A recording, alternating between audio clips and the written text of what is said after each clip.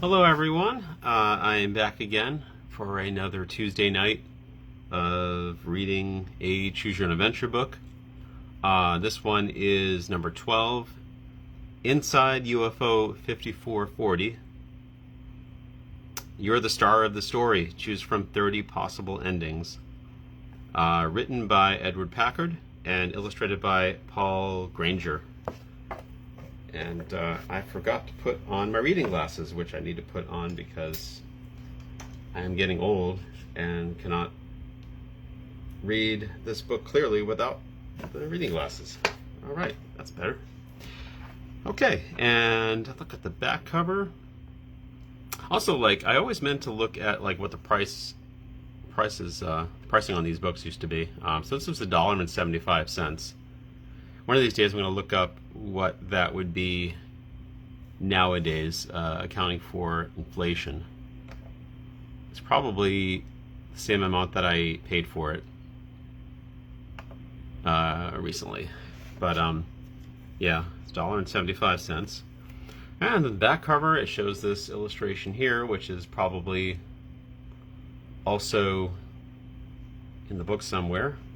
And it says, captured by a UFO. Can you escape? You're aboard a supersonic jet high above the Atlantic. Suddenly, a huge gleaming white cylinder shoots out of the clouds.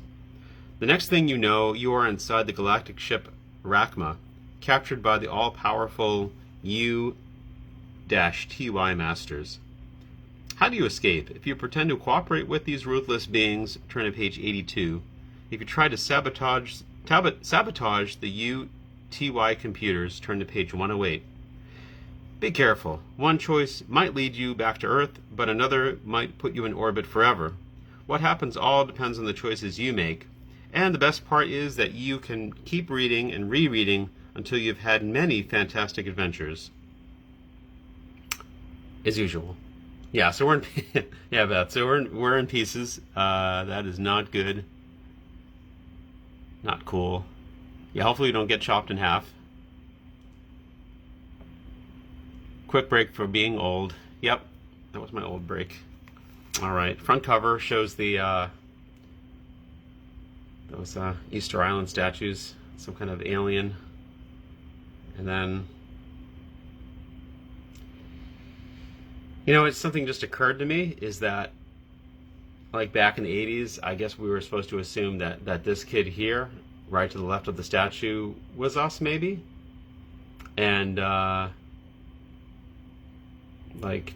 that's kind of not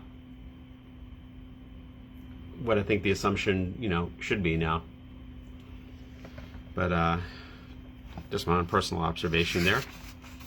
Okay, and then as usual we have on the front cover we have sorry, not on the front cover, but on the first page we have Kids Can't Stop Reading the Choose Your Own Adventure stories, and some reviews from the 12-year-old and 2 11-year-olds and a 9-year-old, and then also teachers like this series too, and they do. And then here's some of the Choose Your Own Adventures that were around previously, and Choose Your Own Adventure 12, Inside UFO 5440. All right, warning. Do not read this book straight through from beginning to end. These pages contain many different adventures you can have inside UFO 5440. From time to time, as you read along, you will be asked to make a choice. Your choice may lead to success or disaster. The adventures you have will be the result of the decisions you make. After you make your choice, follow the instructions to see what happens to you next. Special warning. Well, this is the first time I've seen a special warning. Usually it's just the normal level of warning. But while you are on board UFO 5440, you may hear about Ultima, the planet of paradise. You may wonder if one of your adventures will lead you there. Sad to say, many never reach Ultima because no one can get there by making choices or following instructions. There is a way to reach Ultima. Maybe you'll find it. All right, you did have this book back in the day? I feel like someone else, it might have been you or someone else, asked me if I had this book, and I was like, I don't have that book, so I made it a point to go out and get this book. So bringing up the fact that you had this book back in the day. Back in the day was February 1982. Apparently is when it was first published by Bantam Books. Oh, okay. And here's a diagram of the UFO. Apparently UFO needs a bridge. Oh wait, is that the UFO or is that no? I don't. Chambers of captured aliens, artifacts, computers. I guess you need a lot of space for the computers. Propulsion. Apparently not that much space needed for the propulsion. Shuttlecraft. Maybe these are spoilers. I don't know. Should I be reading all of this? Yeah, we need to get to Ultima. I played Ultima Online at one point. Is that kind of the same thing? Those days were the best. Like getting robbed of all your stuff as soon as you left town, and just spending all your time in town fishing. Yeah. All right. So, anyways, yeah, we're reading a Choose Your Own Adventure book. Okay. It's your first trip on the Concorde, the supersonic jet airliner that crosses the Atlantic in 3 hours and 45 minutes. Right now, you're at 57,000 feet in mid-flight from New York to Paris. You look up from the magazine you've been reading as a voice comes over the loudspeaker. This is Captain Ravel speaking. We're about halfway across the Atlantic now, at latitude 54, longitude 40. We've just come onto a new course that will bring us over the coast of France in about 90 minutes. Those of you on the left side of the plane may be able to see the southern tip of Greenland. You glance out of the window, hoping to see page 2, Greenland. Instead, you see a gleaming white cylinder, several times larger than the Concorde, but without wings, engines, or ports. The object, glistening in the early morning sunlight, is coming straight at you. Look! The white-haired man sitting next to you leans toward the window to get a better view. At what? Don't you see it? It's coming right at us. He opens his mouth to answer, but says nothing, because you are no longer there. Page 6. So I guess we're not going to be talking to that old dude for very long. We are playing the role of the old dude. Well, nowadays it would probably be more likely I'd be playing the role of the old dude, but that would not be a fun story. All right. You are sitting on a thick, rubbery mat in a circular room. The room is bathed in a pale white light, yet you see no windows or doors or lamps. You remember now, sitting in the Concorde, the huge white object coming at you, the plane shuddering, and where are you? And here you are on some kind of mattress or something. The pale light turns violet, and mixing with oranges and reds, it brightens, as if the sun were about to rise. A voice is speaking, except it is not speaking. You are hearing thoughts entering directly into your brain. We are the UTI Masters. You are on the galactic ship Arachma, orbiting the planet Earth. You have been chosen to be a specimen in the galactic zoo on the imperial planet of Ra. If you refuse to cooperate, you will be sent to Somo. You may make one statement. If you demand to be returned to Earth, turn to page 3. If you want to know more about the UTI, turn to page 4. So, I was about to turn to page 4. Like, yeah, I want to know more about them. I'm just reading this book by myself. This is so into. Well, I'm already getting so into this book. I was like, I gotta find out more about them. Okay, yeah, I don't want to be in a zoo either. The UTI Masters. I don't know if it's like U-TY or UTI. I'm just gonna call them the UTI. That's my creative license that I'm going with. Page 4. I mean, we also want to be returned to Earth, but maybe we can find out more about them first. Yeah, we don't. Yeah, of course we want to know more about them. Yeah, I mean, a zoo, it depends on how good the zoo is, really, and how big it is. But, like, if the whole planet was a zoo, then... But it's the imperial planet of Ra. So I'm thinking, if it's their imperial planet, they probably have, a lot of other things on it, so it might be a fairly small zoo. Yeah, I think I'm going to do page 4. Tell me more about yourselves, you say. Why did you choose to visit Earth? We study Earth people as your scientists study bacteria under a microscope. We came to Earth in search of Ultima, the planet of paradise. Well, didn't find the planet of paradise. If you offer to help the Utah Masters find Ultima, turn to page 22. If you ask the Utah how they think they could reach Ultima by visiting Earth, turn to page 25. Ultima. And I wish I could see how much power I have on my phone, so I don't want to lose power like I did last time. There's a way to do that. Check something here.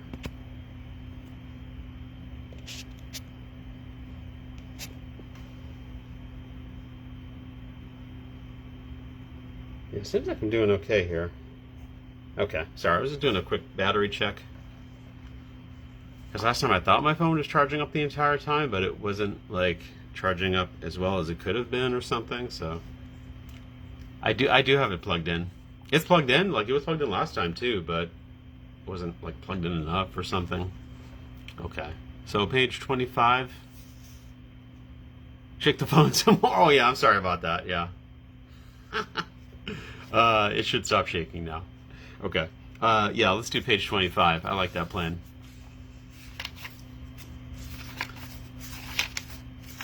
I like this plan. I'm excited to be a part of it. Okay. How could you find Ultima by visiting Earth, you ask? The moment you speak, sparks fly above your head, buzzing like angry bees. You dive to the floor and cover your face with your arms. The sparks die down except for a glowing ember that lands near your feet. It flares for a few seconds, then turns gray, then black. Cautiously, you touch it and then pick it up. It's like a tiny smooth pebble you might find on the beach, yet it's denser than lead. You will cooperate. The voice is speaking again. Trying to gather your wits, you answer, I am a human being, please. The lights flicker. The ship is descending so fast that you are pinned to the floor. You are unsuitable. We shall return you to Earth. Your memory will be erased. You will never know that you have been in space. Oh, that sounds like our trip is coming to a conclusion here. On page 114.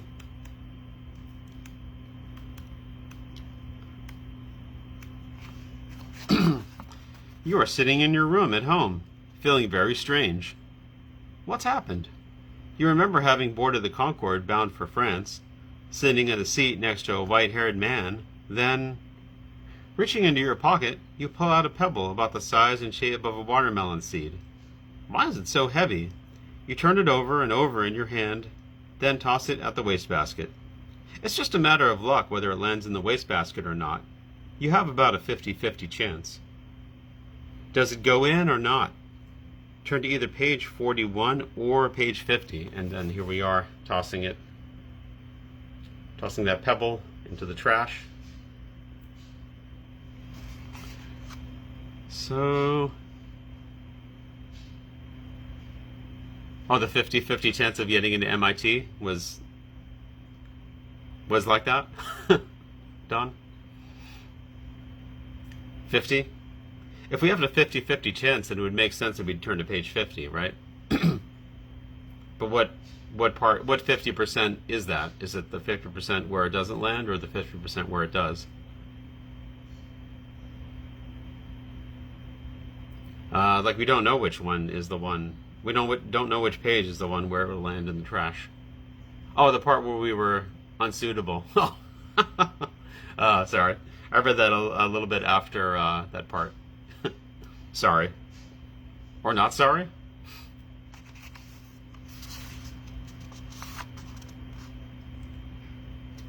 Okay. Let's go to page 50. Doesn't seem to matter one way or the other. The strange object lands in the wastebasket with a thud, and you think no more about it. A few days later, you are talking with a friend of yours, Todd Hawkins. Did you see the airline pilot on TV last night? Todd asks. He and his crew swear that a couple of days ago they saw an alien spaceship over the Atlantic. Really? Yeah, it was at latitude 54, longitude 40. So they called it UFO 54-40. At first they thought a passenger was missing, but none of the doors had opened. There was no way a passenger could have disappeared. They finally decided that the passenger list must have been wrong. Yeah, that's probably wouldn't fly nowadays. Someone just disappeared. Yeah, that's fine. Passenger list was probably wrong. Something about what Todd tells you sets you to thinking about that flight you took on the Concorde, and something about a trip to France. But for some reason, no matter how hard you try, you just can't remember what happened. Todd. Yeah, Todd's last name is Hawkins. Todd Hawkins. It's like he was going to grow up to become a famous scientist someday. Okay, so yeah, we didn't die, so that's good. You know, we're still alive. Yeah, no one cared that we didn't get to France. It's like, well, I guess you changed your mind or something, right? While you were on the plane, decided not to go to France. Okay, well, I think we can probably do better than that. I think we'll go back to the part where we're on the UFO and we can decide to help the UTI masters find Ultima, or we ask them why they would think that why visiting Earth is going to help them find Ultima.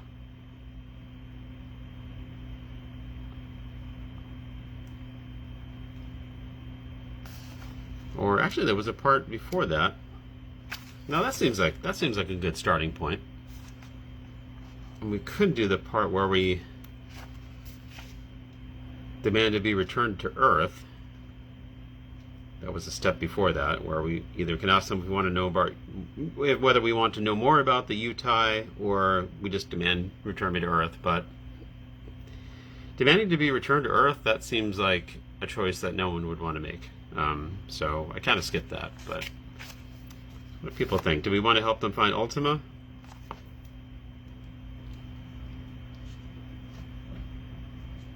Or do we want to just ask them about why on earth they would think finding Earth would help them find Ultima? Ultimate. Now the UTI masters find Ultima. I think we'll try to help them find Ultima this time, because last time we just asked them questions. It's like, you guys are crazy. Why would you think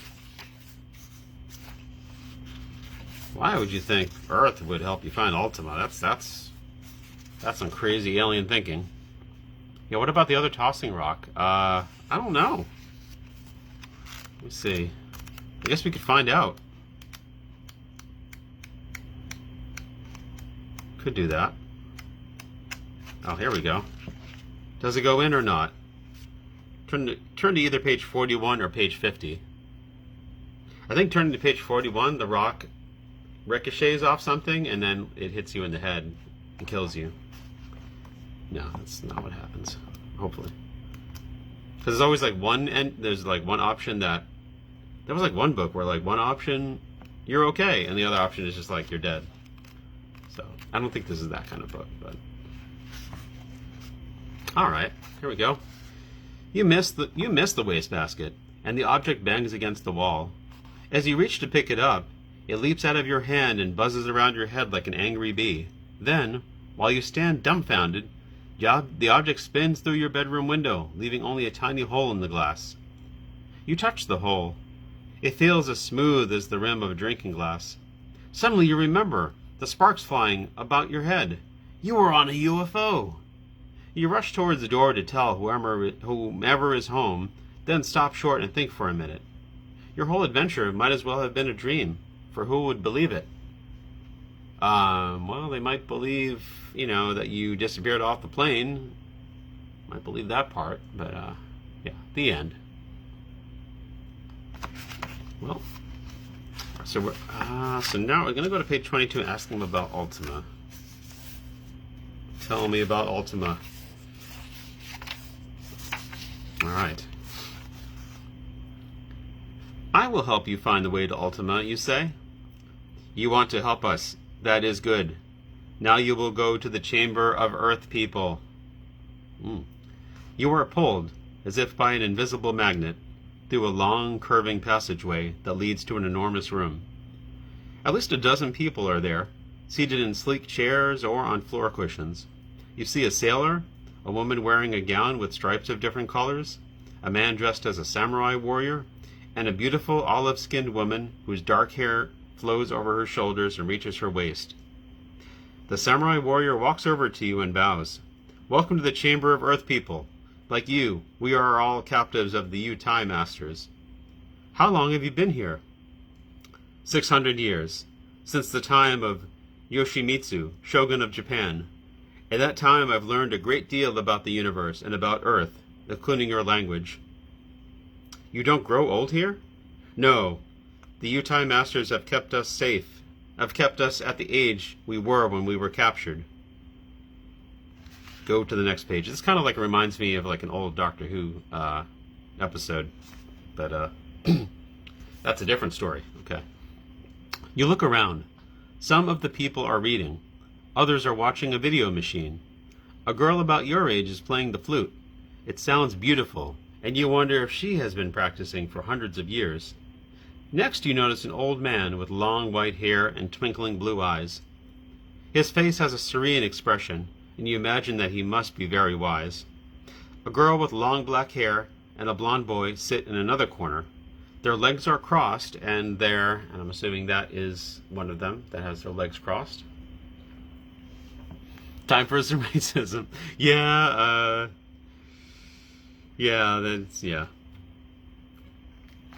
And like I notice in these books, like when they're talking about people, like if someone's white, they won't say like, white-skinned person, but if someone's not white, it's like they're olive-skinned, etc. So that's when you know you're back in the 80s. So let me go here. Okay. Their legs are crossed and their arms are folded in front of them.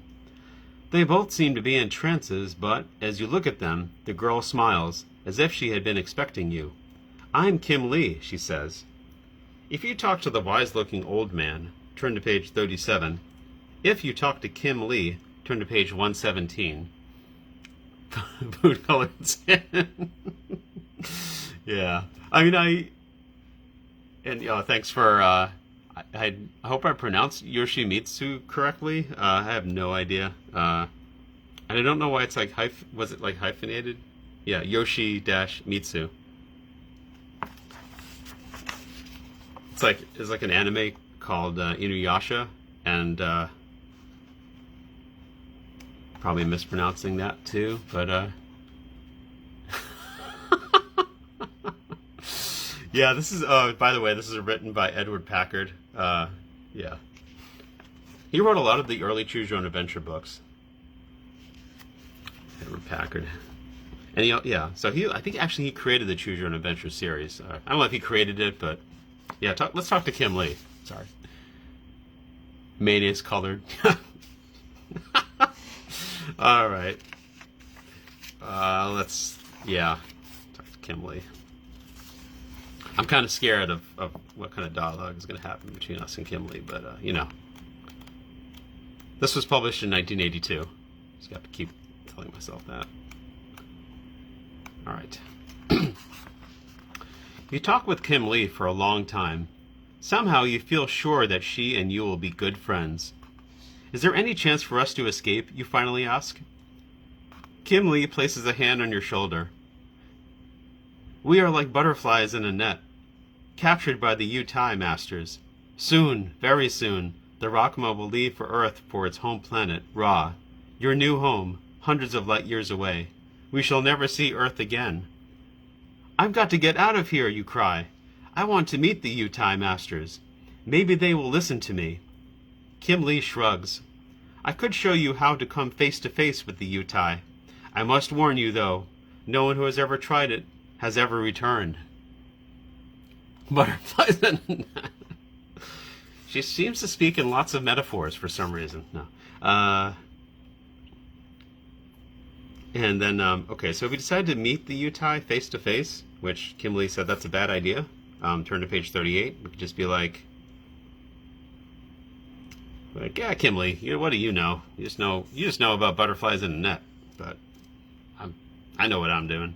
All right. If we decide to leave Kim Lee and explore elsewhere on the ship, turn to page 8.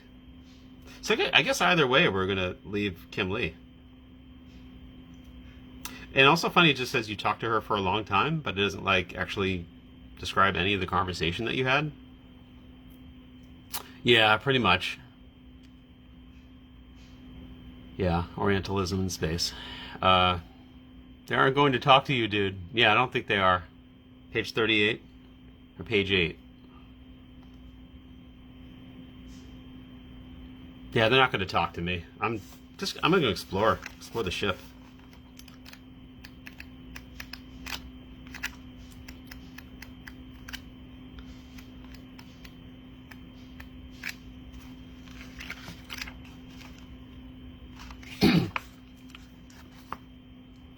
You grope along the wall of the cavern-like chamber, seeking a door or passageway to another part of the ship. Why do the Utai Masters want out of you? Or what do the Utai Masters want out of you?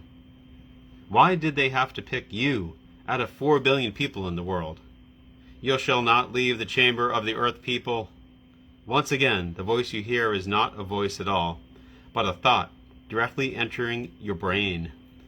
Press against the wall on your left. Press against the wall on your left. This time another voice is speaking. A real voice. You cautiously touch the wall. Instantly, it dissolves. There, hovering in the air, is a blue-gray form, shaped like a human, but fuzzy and indistinct, like a patch of very thick fog. You can help us. The creature speaks from somewhere within its vaporous, mouthless head. My name is Inku, captive from Alara. How do you know my language, you ask? Think about how much you can learn in 800 Earth years. That's how long I've been a prisoner on this ship. How could I help, you ask? I have no power.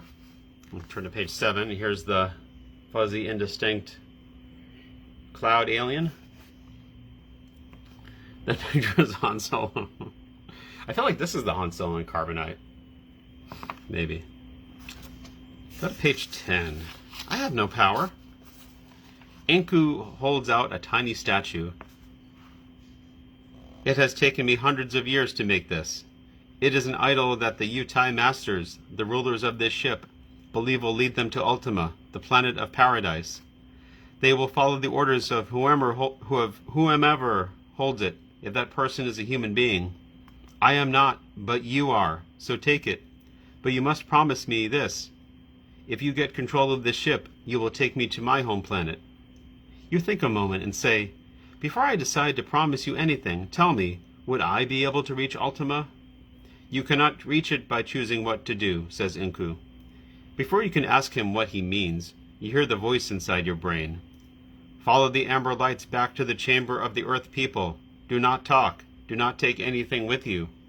Go and take this, but only if you will keep your promise. Inku presses the idol towards you. If you take the idol, turn to page 15. If you leave the idol with Inku, turn to page 18.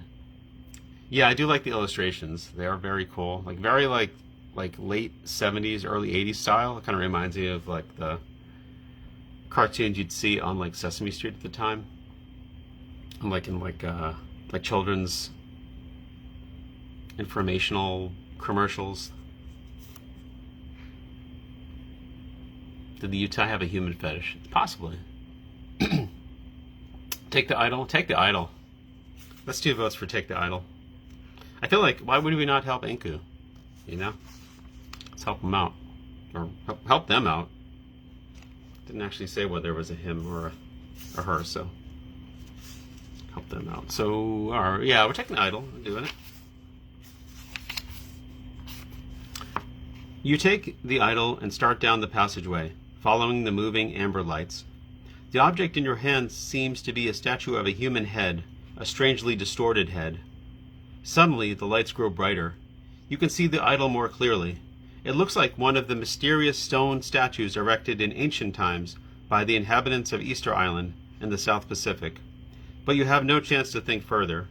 The voice of the Yutai sounds in your brain. Lie down and sleep now. You want to resist, but you feel drowsy, very drowsy. You lie down and doze off, wondering, what good is this idol? What powers does it have? How will it get you home? Turn to page 54. It won't. Inku, yeah, it's probably evil. I mean, the better the evil you know than the evil you don't really know, maybe. Did I go to the right thing? Sometimes, like, the plot changes so quickly that I have to, like, double check that I turned to the right page. Alright. You awaken to find yourself in another room. Floating in midair are 3 glowing, pulsating spheres. Your skin tingles. Your hair stands on end. You have disobeyed the Yutai. You will be sent to Somo for sleep for 1 billion years. So it is these highly charged forms that have been transmitting thoughts into your brain, the Yutai Masters. You hold up the idol and thrust it towards the glowing forms. Instantly they glide towards the floor. Their light dims. The chamber is filled with a low whistling sound. You are the key. You can lead us to Ultima. Command, and we shall follow. As these words ring inside your brain, you realize the idol does have power. The Yutai think that you can lead them to Ultima, the planet of paradise. You want to ask them to take you to Earth, but you remember that you promised Inku to return him to his home planet. And here we are we're holding the idol, and there's the Yutai Masters. Alright, turn to page 56. How long will it take us to reach Alara, you ask? 16 years? You feel a sinking feeling. 16 years, and 16 more to return to Earth. 32 years on this spaceship. This will be your fate if you keep your promise to Inku. Well, I mean, you could just stay on Alara, but, you know, guess that's not an option. If you keep your promise to Inku and order the Yutai to take the spacecraft to Alara, turn to page 27. If you decide not to worry about Inku and order the Yutai to take you directly to Earth, turn to page 28. He, yes, I guess it is a he. I mean, how would you know that alien form, that alien-shaped cloud is a he? Like, I mean, I think we just decided to call them a he. They never called themselves a he, but okay. Key promise to probably evil. Missed alien. Missed alien. Yeah, I feel like we should keep our promise. Yeah, let's do it. Keep our promise. Although they're probably evil. You check with the computer. The ship has steadied on course for Alara. You can hardly believe it. First you were a helpless prisoner. Now you are in control of a galactic spaceship. During the long voyage to Alara, you learn about the strange and wonderful alien life forms on board. The Yutai have made millions of video recordings of life on Earth. You learn how to retrieve them from the computer and spend much of your time watching them on 3-dimensional playback. You see movies and plays, witness all the battles, the adventures, and great events of human history, and learn far more about Earth life than you would in any school in the world. You worry about losing so many years of your life, but you know that the Yutai have many powers, so you order them to keep you from growing any older. Okay, that's nice. From then on, you feel better knowing that, though you will have to spend 32 more years in space, you will return to Earth with your whole life ahead of you, with knowledge of the universe possessed by no human being who ever lived. Well, except for those other humans that are on the ship, like Kimley, I guess. But other than that, yeah, you learn the most. The end. Here we are, ordering the Yutai Masters around. It's pretty cool. That's a pretty good ending. I like that ending. But maybe, I don't know, maybe we could do better than that. Did we want to... So I think we still want to help the Utah Masters find Ultima. Start with that.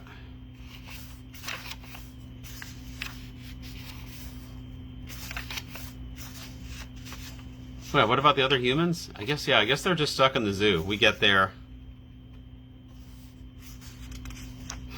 Well, the zoo was where they were like that was their initial destination, was to take them to a galactic zoo. And instead we went to Alara, so I don't know what everyone ended up doing. That would be like a whole other book. Like, we get to Alara and then there would be no access to glorious Utah intranet. So yeah, help them find Ultima.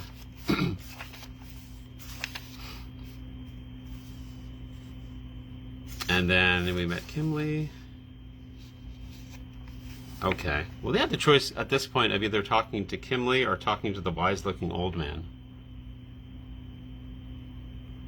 We will talk to the wise-looking old man instead, see how that turns out.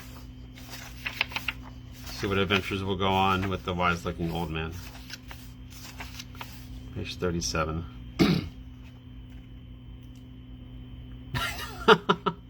Maybe that was like part of the conversation that we had with her, that we don't know what the conversation was about. Okay. So we're talking to the wise-looking old man. He's very old. "Pardon me, sir," you say to the old man. "Can you tell me about the Utah Masters? Who are they? What they will do to us?" For a moment, the old man seems lost in thought. Then, looking you in the eye, he lays a wrinkled hand on your shoulder. "You came to the right person.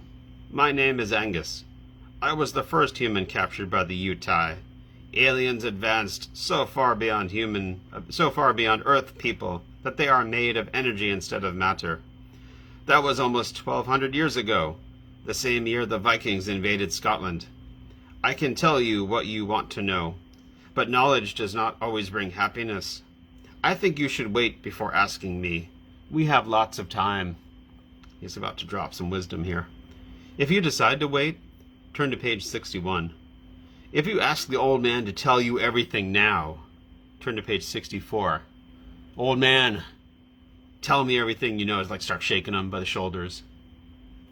Like, demand he tell you everything. So I'm like, should we just like wait, like he says, or should we like just demand, just tell us everything? Tell us what you know.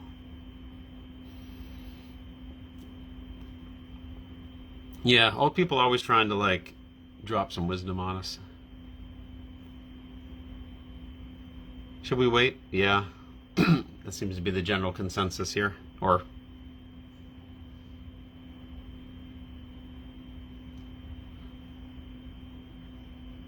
yeah, we are a lot like they were.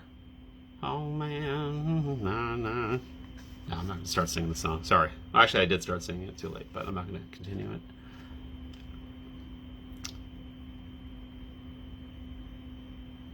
All right, now, now. Wait.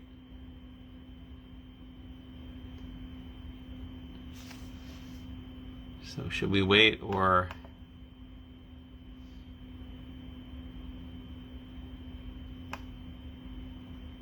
All right, I think we will. I think we will wait.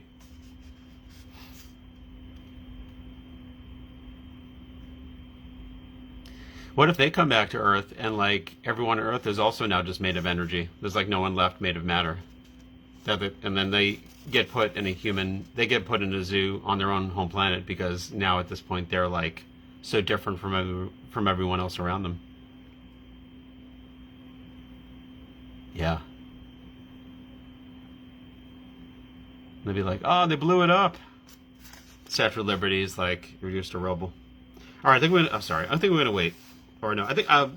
Yeah, I'm gonna wait. We'll trust in the old man's wisdom.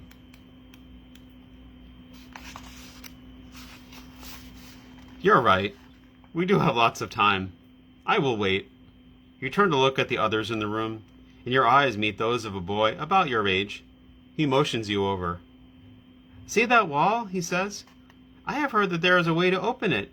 and that behind it lies the chamber of the Argoni, captives from the planet of the star Delabola. If we could learn how to get through to the Argoni, maybe they could help us escape. You tap against the wall. Nothing happens. You kick it as hard as you can. Suddenly, it dissolves before your eyes. A long, curving passageway lies before you. The boy starts through it.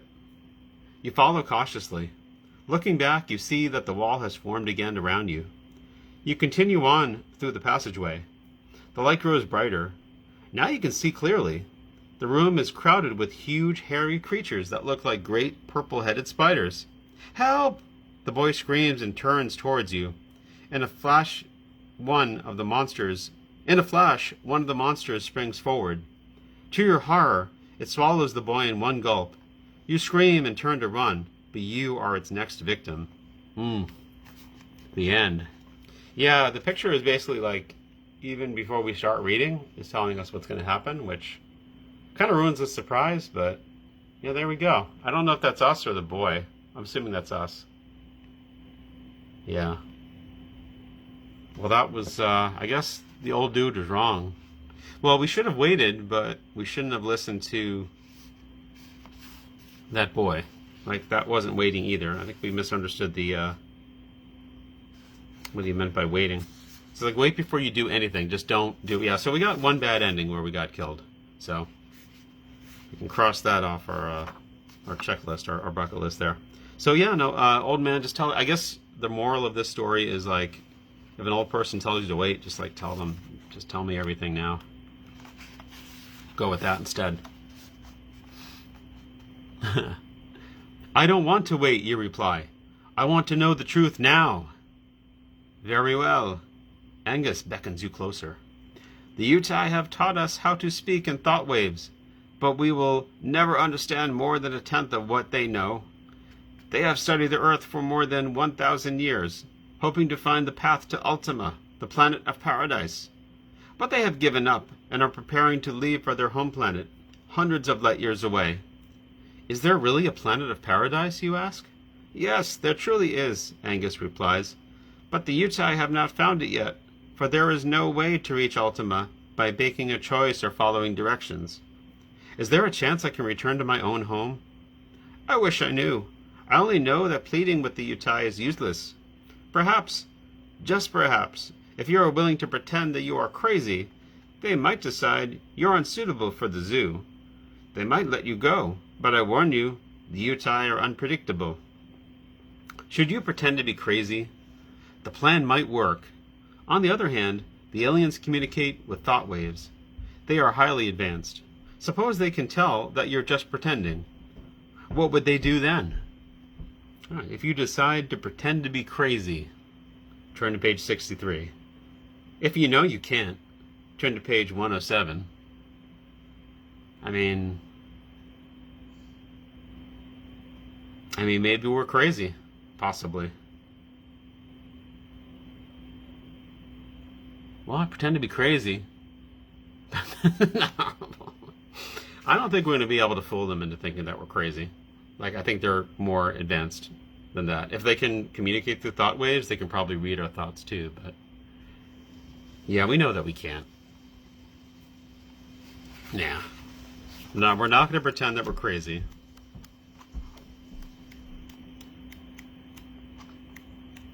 Page 107.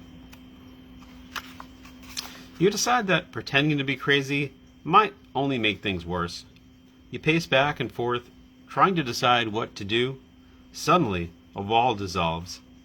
In its place is a large curved window. Through it, you can see thousands of stars scattered across the jet-black sky. Rows of computers line the other side of the room. Some of them glow with pulsating blue and pink lights. The ship seems to be turning, and in a minute or so you can see the blue-white sphere you recognize as your own planet, Earth. An alien creature is hunched over one of the computers. Suddenly, it crumples to the floor and shrivels up like a dead spider. Okay. Turn to page 108. Angus is standing beside you. He beckons you closer. His eyes glitter with excitement. There's an emergency. The computers have a paradox they cannot solve. Cannot resolve. That creature did it. It must have been trying to take over the ship. Angus points to the fallen alien.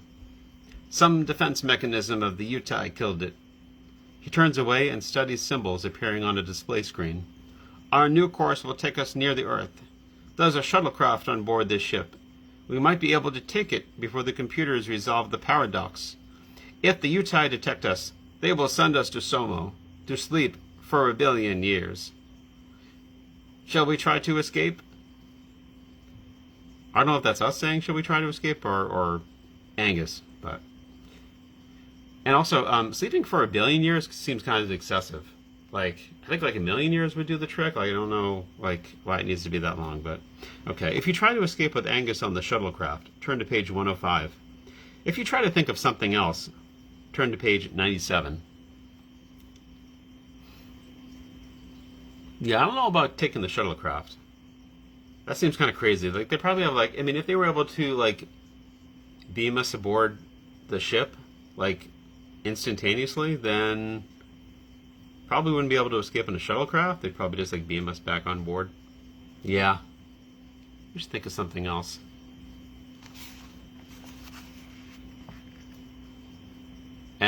Yeah, I don't think we can escape with him. Yeah.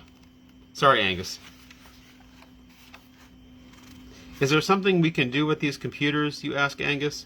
The UTI seem to have lost control, but even as you speak, the computers flash and pulsate. Within their electronic brains, inconsistent programs must be battling for supremacy. One computer rumbles a moment, then seems to shut down, except for a single flashing red light. What's happening, you ask? I don't know, Angus replies. I don't know what... But his words are lost in the roar of escaping air, as the whole ship splits open, hurling you, Angus, all the other captives, and the UTI masters themselves out into the cold, black emptiness of space. The end. Why? It's like a Star Trek episode where, like, the computer brains can't, like, handle a logical inconsistency, and so, like, smoke starts coming out of their heads, and they just, like, stop operating. It's like that sort of thing. Okay. Let's escape with Angus on the shuttlecraft. That's like 2 bad endings in a row. Angus, you better not... here's a closer picture of Angus. I don't know if I... He's like a druid or something.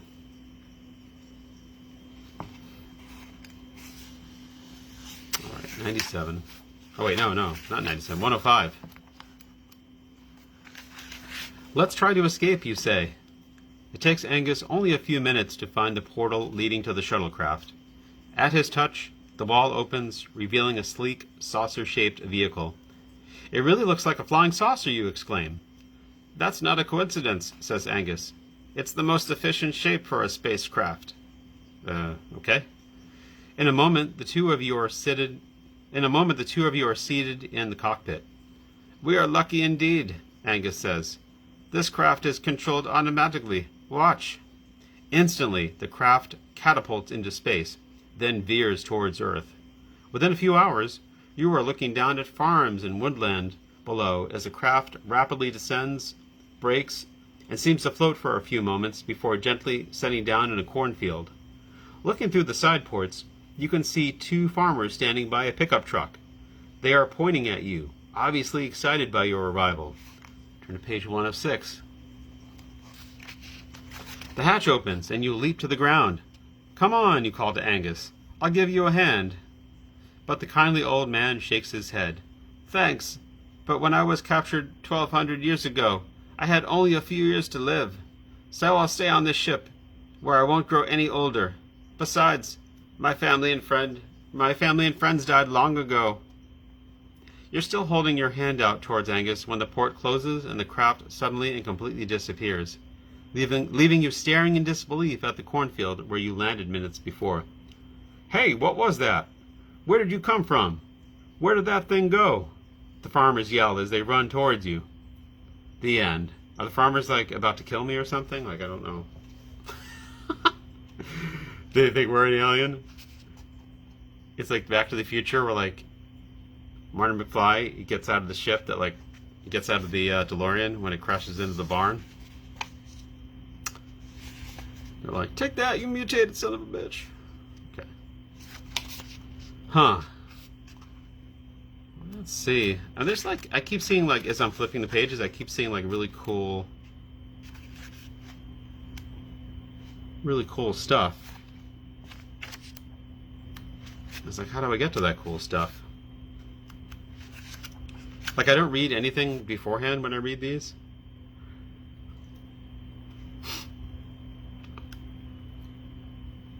Alright, I hate to do this, but I kind of want to see what happens if we don't.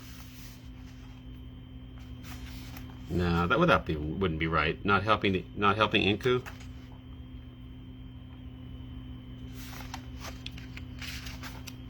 Farmers are just saying hi.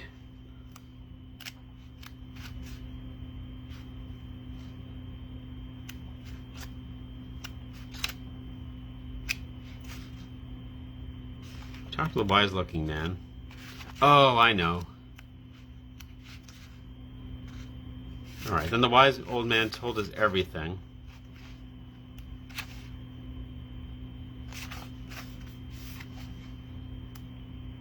Where was that?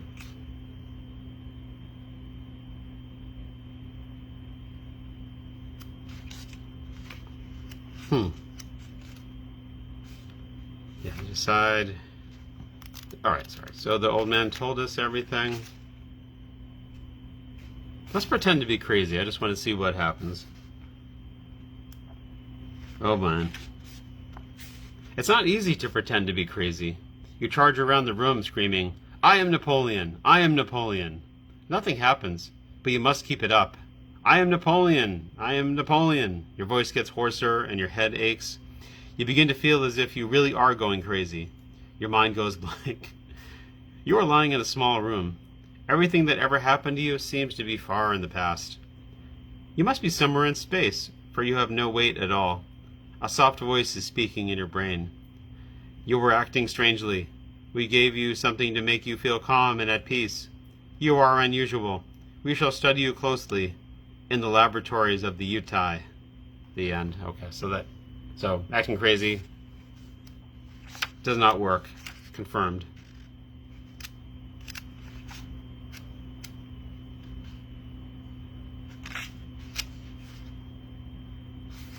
Let's talk to Kim Lee again. I feel like there were more adventures to be had. Like, we didn't really have that many adventures. We just kind of like, we're on a spaceship, and then the spaceship went somewhere. Alright. Wow, that's... You talk with Kim Lee for a long time. Somehow you feel sure that she and you will be good friends. Is there any chance for us to escape? You finally ask. Kim Lee places a hand on your shoulder. We are like butterflies in a net, captured by the UTI Masters. Soon, very soon, the Rockma will leave the Earth for its home planet Ra. Your new home, hundreds of light years away. We shall never see Earth again. I've got to get out of here, you cry. I want to meet the UTI Masters. Maybe they will listen to me. Kim Lee shrugs. I could show you how to come face to face with the UTI. I must warn you, though, no one who has tried it has ever returned. This time we will meet the UTI face to face. I feel like that will give us some adventures.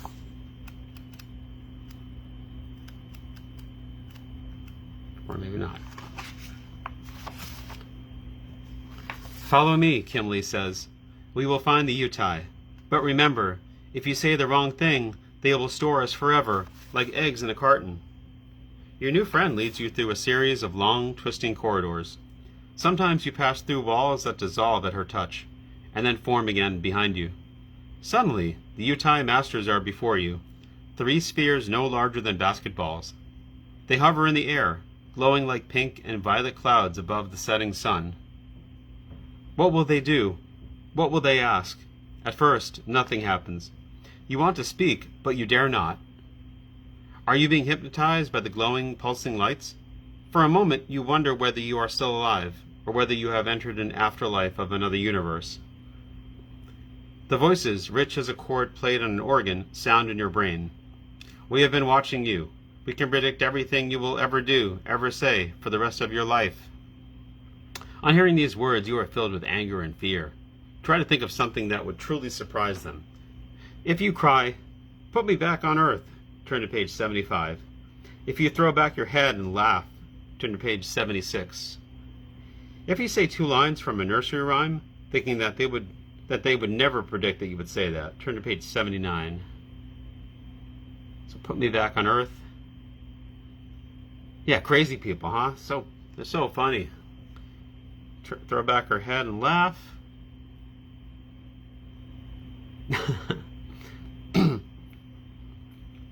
Say 2 lines from a nursery rhyme. I'm going to go with the nursery rhyme.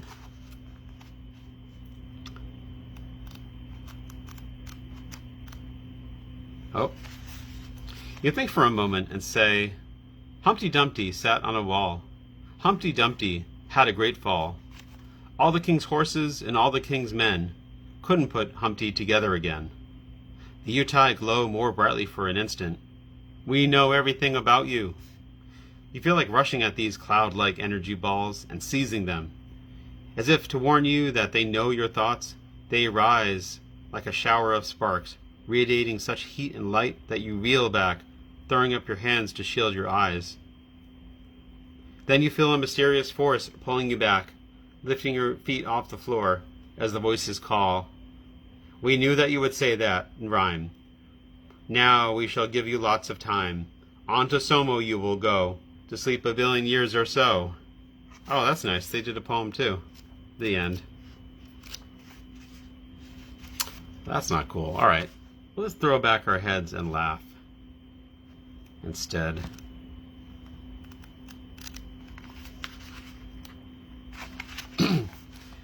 As your laughter echoes through the chamber, the Yutai seem to expand and vibrate. A chorus of voices fills the room. We, the Yutai, who are all-powerful and all-knowing, have orbited your Earth like a silent, invisible eye. We have seen all and know all. One thing only we do not know. What makes Earth people laugh?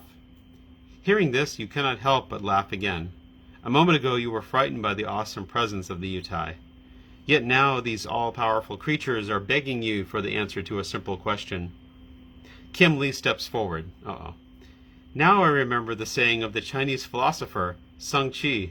If we could not laugh, we could not bear to cry. If we could not cry, we could not bear to live. Do you hear the truth, Yutai? You say loudly, and you repeat Kim Lee's words. Nothing happens. All is silent. You start to speak again, but Kim Lee touches your arm. Wait, she whispers. The Yutai need not laugh. The Yutai need not cry. Then you are not alive, you shout the words without thinking. Not alive, Kim Lee adds her voice to yours. The Yutai quiver like huge phosphorescent jellyfish, and their glowing lights brighten, then fade. The rounded walls begin to glow more and more brightly, while the air is filled with music of wild winds blowing through organ pipes, rising and falling, then fading as the lights of the Yutai flicker out. Kim Lee and you look at each other in the dim light. With all their vast knowledge, they were only dead souls, says Kim Lee. When they realized that they were not really living, they lost their energy. Since that was all they were made of, they ceased to exist. Okay, makes sense? What will happen to us now, you ask? We must learn to control this UFO. I know how to operate the invisibility screens. Shall I make the ship visible to Earth? That may be our only hope of being rescued. If you say yes, turn to page 80. If you say no, turn to page 83, like we want to stay invisible. So if we want to stay invisible, 83, and then if we want to be visible, page 80.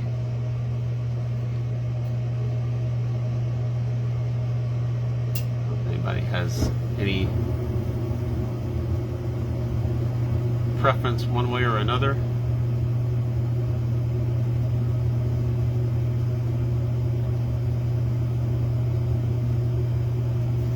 Well, I think staying invisible might be safer. So I'm gonna say no. Stay invisible.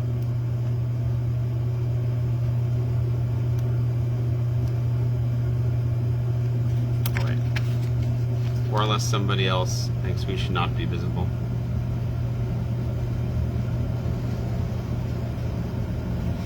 Although Kimberly does know a lot. She does know a lot, so you know what? I'm gonna do what she says. Yes, if NASA can see us, maybe they can send up a shuttlecraft to bring us down. Kim Lee leads you to a luminescent panel faced with a complex pattern of shapes and colors. Pointing to a three-dimensional display screen, she says, "Here you can see all the man-made satellites and spacecraft that are above the Earth's atmosphere." Earth scientists can see us too, you ask? Yes. You can imagine they are trying to figure out where this unknown spacecraft came from. Do you think we'll be rescued? Either rescued or shot down. Now there is nothing to do but wait. Fortunately, the computers continue to operate flawlessly, even though the U-Time Masters no longer exist. You gaze out at the brilliant moon, then watch Kim Lee experimenting with the controls. She switches on radio traffic from Earth, some in English, some in other languages.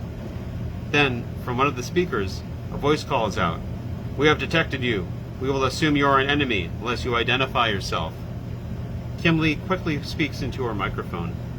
"We are Earth people on a UFO. We have captured it, but cannot control it." A moment passes. Then the Earth voice again. "Your reply is unacceptable. Reply truthfully, or you will be destroyed by laser beams." You take the microphone from Kim Lee, wondering what you can possibly say to convince them they are telling the truth. Why did we take the microphone from her? I'm not sure why. It's Kim Lee. If you say, "I am the person missing from the Concorde, save us," turn to page 98. If you say, "Try to attack us and your whole country will be instantly destroyed," yeah. I think we'll just say we're the person from the Concorde. I don't think we need to threaten a whole country. Not sure if I just realized I hadn't seen the comments for a while, so I don't know if somehow Facebook was not refreshing comments. Oh, actually I just realized it's 9:07. So alright. We're from the Concorde, save us. "I am the person missing from the Concorde," you say into the mic. There is a long pause. You stare at your watch. Minutes seem like hours as you wonder, is it time for your life to end? 3 minutes have gone by. Nothing has happened. Then, "This is NASA. Do you read us?" "Yes. We have obtained computer verification of your identity. We know you were the passenger missing from the Concorde. Your space vessel was designated UFO 5440. We will launch a shuttle to you within 72 hours. Don't try to work the controls. The top scientists in the United States are being summoned now. We're going to bring UFO 5440 down to Earth." Kim Lee is jumping up and down, grinning. She asks, "Will you visit me in China?" "I sure will." The end. So that was a good ending. Yeah, it's funny to like read these books now, you know, and see, there's a lot of good stuff in the books that still remains fun and has aged well, and then like other things that are like problematic. But overall, I had fun reading this. This was like, this was a really fun one. I like this book. It had some good endings, and hope you all enjoyed reading this with me. I'm going to stop here, and I will see you all next Tuesday for another thrilling, action-packed choose-your-own adventure.